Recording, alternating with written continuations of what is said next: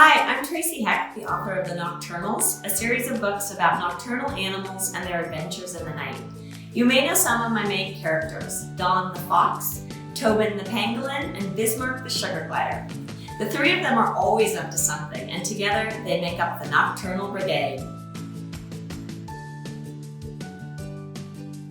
Tell us about your character. Today I thought I'd talk about one of the main characters in particular, the leader of the brigade, Dawn the fox. I must admit though, it's hard to talk about one brigade member without mentioning the other two. After all, they're a team. Dawn is smart, wry, and a kind leader who never takes advantage of anyone or anything. She doesn't say as much as her chatty sidekick Bismarck or her friend Tobin, but when she speaks, everyone listens. Her leadership quality comes from her strength within, and I love Dawn because she makes me and her friends feel like we're in safe hands. Is there a story from your childhood that helped inspire the character? Although I have some attributes like Dawn, I tend to be a combination of all three of the brigade. I can ramble on and be a little wacky like Bismarck, and I can be quiet and gentle like Tobin too. I love to write Dawn because she understands her friends well. She can see beneath the obvious situations and understand why things are happening and how to make them better. I try to do that too.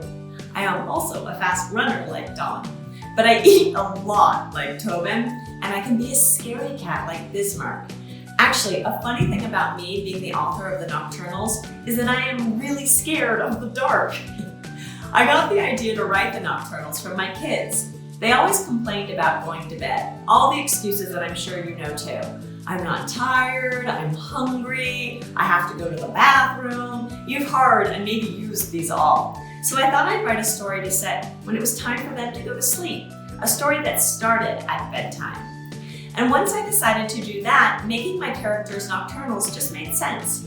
I have loved all animals since I was young, so I think a lot of these characters are inspired by my childhood. I had dogs and cats, and hamsters and guinea pigs. I had a squirrel in my backyard that I fed peanut butter from a matchbook so it looks like he was reading a book. And are you ready for this? I had 2 rats. Oh my gosh, I cannot believe that I had 2 rats. But I loved Tiggy and Rascal. I wonder if Tiggy and Rascal's friendship somehow made me think about how to write about nocturnal animals and animal friends. What made you want to become a creator of books?